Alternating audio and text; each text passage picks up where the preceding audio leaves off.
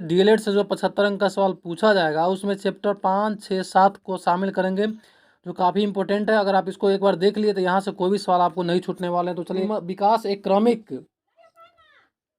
एवं मंद गति से चलने वाली क्या प्रक्रिया है, यह कथन किसका है? तो यह कथन है स्किनर का। इसका हो जाएगा आंसर ए। ठीक है। नेक्स्ट दूसरा सवाल है कि विकास की प्रक्रिया में जीवन, मूल्य, व्यक्तित्व, व्यवहार इत्यादि के विकास में शामिल है। इसमें क्या क्या शामिल होगा? इसका हो जाएगा ये सभी, क्योंकि इसमें रुचि भी शामिल है, स्वभाव भी शामिल है और दृष्टिकोण भी शामिल है। चलिए नेक्स्ट अब अगला सवाल देखेंगे हम लोग। सवाल नंबर तीसरा है, ये कह रहा है कि विकास के विभिन्न आयामों के संदर्भ में निम्नलिखित में से कौन सा कथन असत्य, यानी कि असत्य जब ये पूछेगा तो इसका मतलब इसमें हमको गलत को ढूंढना है। इसमें गलत कौन है? इसका हो जाएगा बी, है ना। भाषा का विकास का प्रकार संज्ञानात्मक विकास ही है, ये क्या है? ये गलत है। चौथा सवाल कह रहा है कि बाल विकास के विभिन्न आयाम एवं उनके अधिनियम के संबंध के संदर्भ में निम्नलिखित में से कौन सा कथन असत्य है? यहाँ भी क्या करना है? हमें गलत ही ढूंढना है। तो इसका हो जाएगा उपरोक्त में से कोई नहीं, क्योंकि इसमें जो है जितना भी दिया हुआ है सब क्या है? टोटल सही है। ठीक है। तो चलिए अब नेक्स्ट हम लोग देखेंगे। पांचवा सवाल कह रहा है कि निम्नलिखित में से कौन सा विकास छोटे बच्चों में मानसिक और संज्ञानात्मक विकास में सर्वाधिक मददगार होता है? तो इसका हो जाएगा बी, यानी कि शारीरिक विकास। छठा है कि बालक का संज्ञानात्मक विकास निम्नलिखित में से किसे प्रभावित करता है? तो इसमें ये सभी हो जाएगा। इसका हो जाएगा छका डी, क्योंकि इसमें सामाजिक विकास, शारीरिक विकास और नैतिक विकास इस सभी को क्या करता है? ये प्रभावित करता है। तो सवाल नंबर 7 है। सवाल नंबर 7 कह रहा है निम्नलिखित में से कौन सा बालक के सामाजिक विकास का प्रभावित नहीं करता है? तो इसमें हो जाएगा सामाजिक विकास को प्रभावित नहीं करता, इसमें हो जाएगा इनमें से कोई नहीं। ठीक है। तो अगला सवाल 8 में कह रहा है कि बाल विकास को प्रभावित करने वाला बाह्य कारक क्या है? तो इसका हो जाएगा भौतिक वातावरण, क्योंकि वंशानुक्रम, बुद्धि, संवेगात्मक, ये सब क्या है? ये इंटरनल कारक है। जबकि बाल विकास को प्रभावित ये सब करता है, लेकिन इसमें हमको बाह्य कारक पूछ रहा है, इसलिए ये परिवेश और भौतिक वातावरण क्या होगा? ये बाह्य कारक में आएगा। ठीक है। नेक्स्ट सवाल है कि वृद्धि और विकास, है ना, वृद्धि और विकास के संदर्भ में निम्नलिखित में से कौन सा कथन जो है गलत है? इसमें से गलत पूछा जा रहा है। तो इसमें हो जाएगा वृद्धि विकास की प्रक्रिया का एक चरण होता है जिसका असीमित है। हम आपको बताए थे कि इस पर हमने ग्रोथ एंड डेवलपमेंट पर एक अलग से हमने वीडियो बनाया है। अगर आपने नहीं देखे तो आप हमारे चैनल पर जाकर विजिट करके उस वीडियो का पूरा देखिए। उसको देखने के बाद आपको काफ़ी समझ में आ जाएगा। इसका जो सही आंसर हो जाएगा इसका हो जाएगा ए। ठीक है। अब हम देखेंगे नेक्स्ट सवाल। विकास कभी न समाप्त होने वाली प्रक्रिया है, यह विचार किससे संबंधित है? तो यह जो है निरंतरता के सिद्धांत से संबंधित है। 10 का हो जाएगा बी। अगला है कि मानव विकास विशेष सिद्धांतों को, मानव विकास के कुछ विशेष सिद्धांतों पर आधारित है। निम्नलिखित में से कौन सा मानव विकास का सिद्धांत नहीं है? इसमें आपको पूछ रहा है कि मानव विकास का सिद्धांत नहीं है, तो यह प्रतिवर्ती।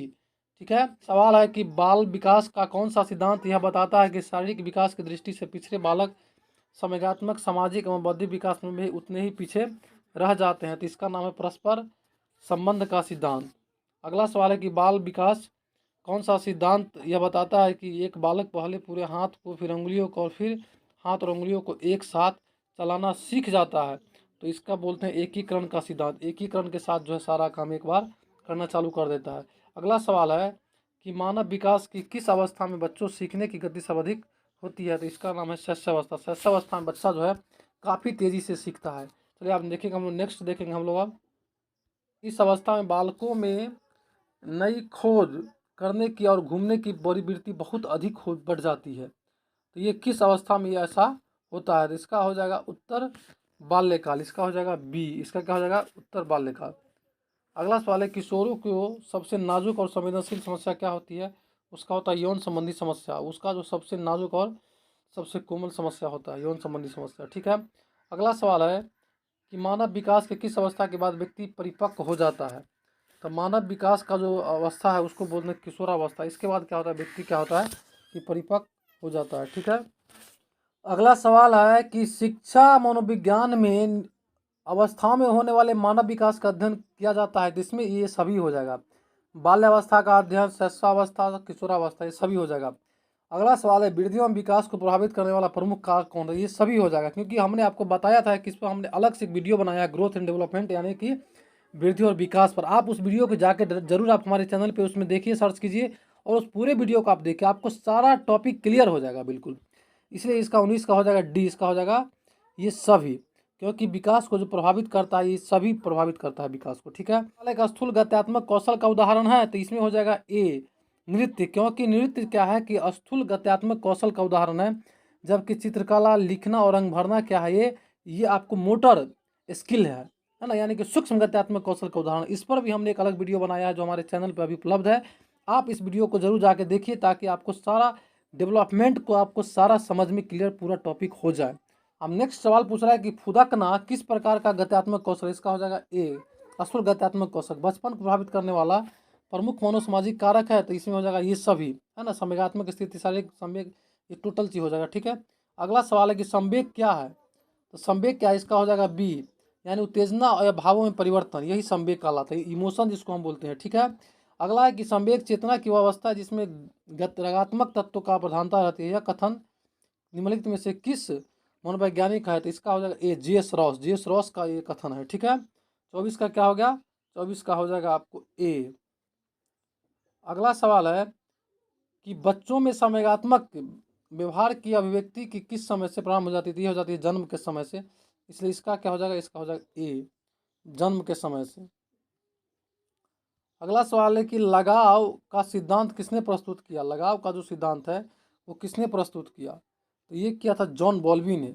निम्नलिखित में से कौन सा सिद्धांत यह स्वीकारता है कि एवं शारीरिक अनुक्रिया संबंध कारण एवं प्रभाव से है ना, तो इसका सिद्धांत का नाम है जेम्स लेंस सिद्धांत। ठीक है, कि बच्चों में संवेगात्मक समायोजित प्रभावी होता है तो इसका हो जाना चाहिए ये, इसका हो जाएगा ये सभी, है ना। 28 का क्या होगा, डी होगा, कक्षा शिक्षण, व्यक्तिगत निर्माण, अनुशासन, ये सभी हो जाएगा। अगला कैचर सिंगर सिद्धांत किस अन्य नाम से भी जाना जाता है, ये हो जाएगा सी द्विकारक सिद्धांत। अगला 30वां है कि निम्न में से किसने नैतिक विकास की अवस्था के सिद्धांत का प्रतिपादन किया, है ना, तो इसमें इन्होंने किया था लॉरेंस कोहलबर्ग ने, इसका हो जाएगा बी लॉरेंस कोहलबर्ग। अगला सवाल है कोहलबर्ग द्वारा प्रतिपादित नैतिक विकास के सिद्धांत का अनुसार पूर्व नैतिक अवस्था की अवधि है, इसका अवधि के बारे में पूछा जा रहा है तो इसका हो जाएगा जन्म से 2 वर्ष की आयु तक। कोहलबर्ग को द्वारा प्रतिपादित नैतिक विकास की अवस्था के सिद्धांत के अनुसार नैतिक और चारित्रिक विकास की चरम अवस्था क्या है, तो इसका चरम अवस्था हो जाएगा आपको आधार युक्त आत्मचेतना अवस्था, इसका हो जाएगा डी। अगला सवाल है कोहलबर्ग के अनुसार सही या गलत के बारे में बच्चे चिंतन करते हैं, तो इसका हो जाएगा अलग आयु में अलग तरीके से करते हैं। ठीक है, अगला सवाल है कि कोहलबर्ग के द्वारा प्रस्तावित निम्नलिखित चरणों में से प्राथमिक विद्यालय में बच्चे किन चरणों का अनुसरण करते हैं, तो इसमें हो जाएगा आपको एक तो व्यक्तिक और विनिमय ये भी करते हैं और ये आज्ञा पालन और दंड उन्मुखीकरण, है ना, तो इसका हो जाएगा ए और बी। तो इसमें है कहाँ, तो इसका हो जाएगा सी, बी और ए, इसका सही हो जाएगा। ठीक है, चलिए अगला सवाल है कि जीन प्याजे थे, तो जीन प्याजे क्या थे, जीन प्याजे एक मनोवैज्ञानिक थे, तो 35 का क्या हो जाएगा सी। अब है जीन प्याजे नैतिक विकास की कितनी अवस्थाओं का उल्लेख किया है, तो ये किए है 2 अवस्थाओं का। अगला सवाल है कि जीन प्याजे के अनुसार बच्चों में स्वायत्त नैतिकता की अवस्था क्या है, स्वायत्त नैतिकता की अवस्था 9 से 11 वर्ष है। जीन प्याजे कहते हैं कि बच्चों में स्वायत्त नैतिकता की अवस्था जो है वो 9 से 11 वर्ष है। ठीक है, और जीन प्याजे ने नैतिक विकास की कितनी अवस्थाओं का उल्लेख किया है, तो ये किए हैं 2 अवस्थाओं का। अगला सवाल है कि अनिवार्य रूप से किसी नई वस्तु का सृजन करना ही सृजनात्मकता है, यह कथन किसका है, तो यह कथन है आपको जेम्स ड्रेवर का। जेम्स ड्रेवर कहते हैं कि अनिवार्य रूप से किसी नई वस्तु का सृजन करना ही सृजनात्मकता है। ठीक है, अगला सवाल आपको है सृजनात्मकता का प्रमुख तत्व क्या है, तो सृजनात्मकता का जो प्रमुख तत्व है वह है आपको उपरोक्त सभी, समस्या का पुनर्व्याख्या, सामंजस्य, तत्कालीन स्थिति से परे जाने की योग्यता, इसलिए इसका आंसर हो जाएगा उपरोक्त सभी। ठीक है, चलिए अब हम लोग देखेंगे। चलिए अगला सवाल है कि सृजनशाली बालकों की एक प्रमुख गुण नहीं है, तो रचनात्मक आलोचना ये तो उसका गुण होगा, स्वायत्तता भी होगा और जोखिम उठाने की प्रवृत्ति भी होगी, लेकिन उसमें जो नहीं होगा सृजनशाली बालकों में वो होगा अन्यों की उपेक्षा, यानी कि सृजनशाली बालक किसी को उपेक्षा नहीं करता है। अगला सवाल है सहचार्यवाद, अंतर्दृष्टिवाद और अस्तित्ववाद का संबंध में से किससे है, तो ये हुआ सृजनात्मकता से, इसका हो जाएगा ए। एक शिक्षक अपनी कक्षा में बच्चों को सृजनात्मकता की पहचान हेतु परीक्षण का प्रयोग कर सकता है, किसका, वृत्ति परीक्षण, चित्रपूर्ति परीक्षण, उत्पाद सुधार कार्य, यानी ये सभी, इसका क्या हो जाएगा, इनमें से सभी। चलिए ठीक है, तो आगे हम लोग अगला सवाल है, व्यक्तित्व विविधशील गुणों का एक संगठन है, तो इसमें होगा गत्यात्मक संगठन। ठीक है। अगला सवाल है कि व्यक्तित्व व्यक्ति के भीतर उन मनो शारीरिक तंत्रों की गतिशील या गत्यात्मक संगठन है जो वातावरण में उसके अपूर्व समायोजन को निर्धारित करते हैं। यह कथन किसका है, तो यह कथन आपको जेम्स का है। ये कथन किसका है, जेम्स का। ठीक है। अगला सवाल है कि व्यक्तित्व किसी व्यक्ति के विशेष गुणों का अनुपम पैटर्न है। व्यक्तित्व क्या है, किसी व्यक्ति के विशेष गुणों का अनुपम पैटर्न है। ये कितना सही चीज और कितना सटीक इन्होंने बताया, तो इन्होंने बताया कौन, तो ये बताया मैकडूगल ने। इसका हो जाएगा डी, तीन का क्या हो जाएगा, डी, मैकडूगल। अगला सवाल है कि व्यक्तित्व विकास के आयाम है। व्यक्तित्व विकास का आयाम इसमें से उपरोक्त सभी हो जाएगा, शारीरिक आयाम, मानसिक, संज्ञात्मक, ये टोटल हो जाएगा। ठीक है। एरिक्सन का प्रथम मनोसामाजिक चरण क्या है, इसका हो जाएगा विश्वास बनाम अविश्वास, इसका हो जाएगा सी। मतलब हम लोग देखेंगे एरिक्सन के विकास के तीसरे चरण में किस आयु वर्ग के बच्चों को सम्मिलित किया गया है, इसमें किया गया है 3 से 5 वर्ष के बच्चों को। एरिक्सन के सिद्धांत की जनात्मकता बनाम स्थिरता व्यवस्था किस अन्य नाम से जाना जाता है, ये जाना जाता है मध्य वयस्क अवस्था, मध्य वयस्क अवस्था। अगला सवाल है, संपूर्णता बनाम निराशा अवस्था की प्रमुख विशेषता नहीं है, यानी कि इसमें जो विशेषता नहीं उसके बारे में पूछा जा रहा है, तो इसका हो जाएगा कल्पनाशीलता की प्रधानता, है ना। अगला सवाल है कि मानव व्यक्तित्व को प्रभावित करने वाला प्रमुख कारक क्या है, तो मानव व्यक्तित्व का जो प्रभावित करने वाला प्रमुख कारक है, इसमें सभी हो जाएगा, वातावरण भी होगा, वंशानुक्रम होगा, संवेगात्मक स्थिति होगा, तो ये सभी क्या होगा, मानव व्यक्तित्व को प्रभावित करने वाला कारक होगा। उसके बाद अगला सवाल है, व्यक्तित्व को प्रभावित करने वाले जैविक कारकों में सम्मिलित है, तो ये होगा स्नायु मंडल। बाद में कि जितना ये सब क्या है, सब बाह्य कारक में आएगा। कि प्रसिद्ध मनोवैज्ञानिक हिप्पोक्रेटस ने किस आधार पर व्यक्तित्व का वर्गीकरण किया था, तो ये किए थे स्वभाव के आधार पर। हिप्पोक्रेटस जो थे वो जो है व्यक्तित्व का वर्गीकरण उन्होंने स्वभाव के आधार पर किया था, हिप्पोक्रेटस। ये काफ़ी इंपॉर्टेंट सवाल है। अगला है कि क्रैस्मर द्वारा वर्गीकृत पिकनिक प्रकार के लोगों की विशेषता है, तो यह है मिलनसार बहिर्मुखी व्यक्तित्व के लोग, इसका हो जाएगा ए, मिलनसार बहिर्व्यक्तित्व के लोग, ये हो जाएगा ए। ठीक है। अब हम लोग देखें अगला सवाल। अगला है कि शारीरिक गुणों के आधार पर शेल्डन ने व्यक्तित्व का वर्गीकरण कितने भागों में किया है, तो शारीरिक गुणों के आधार पर ये जो है ये आपको 3 वर्गों में किया है। व्यक्तित्व के सामाजिक शील गुण है, व्यक्तित्व का जो सामाजिक शील गुण है ये सभी हो जाएगा, नेतृत्व, आत्मविश्वास, उत्तरदायित्व। ठीक है। अगला है अंतर्मुखी व्यक्तित्व की विशेषता नहीं है। अंतर्मुखी व्यक्तित्व की विशेषता नहीं कौन है, अति आशावादी, क्योंकि अंतर्मुखी व्यक्ति जो होता है वो अति आशावादी नहीं होता है। अगला सवाल है, मनोविश्लेषणात्मक सिद्धांत के प्रतिपादक क्या है, तो मनोविश्लेषणात्मक सिद्धांत का जो प्रतिपादक है वो है थॉमसन। ठीक है। अगला सवाल है कि मनुष्य व्यवहार के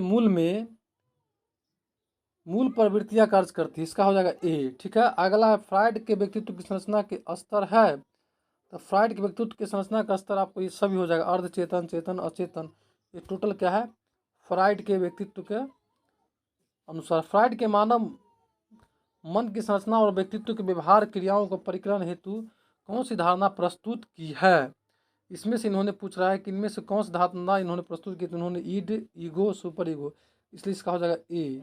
ठीक है। अब नेक्स्ट सवाल है, अब नेक्स्ट सवाल देखेंगे कि निम्न में से कौन सा युग्म सुमेलित नहीं, यानी कि जो सुमेलित नहीं है उसको हमें खोजना है। ठीक है। इसमें कौन सुमेलित नहीं उसको खोजना है, तो इसका हो जाएगा आपको ईगो। ईगो जो है ये आनंदयुक्त व्यवहार नहीं करता, इसलिए ये क्या है, गलत है। ठीक है। अब हम लोग देखेंगे नेक्स्ट सवाल, खेल के माध्यम से बच्चों में किन सामाजिक गुणों का विकास होता है, तो ये सभी हो जाएगा, सहयोग, सहानुभूति, नेतृत्व, टोटल होता है। संस्कृत शब्द का स्पर्ध का अर्थ क्या है, इसका हो जाएगा डी, प्रतियोगिता। स्पर्धा का जो संस्कृत में है उसको हम लोग क्या बोलते हैं, प्रतियोगिता, तो ये हो जाएगा आपको प्रतियोगिता, डी। अगला सवाल है कि खेल भागीदारी सामाजिक पहचान बनाने में सहायता करती है, यह कथन किसका है।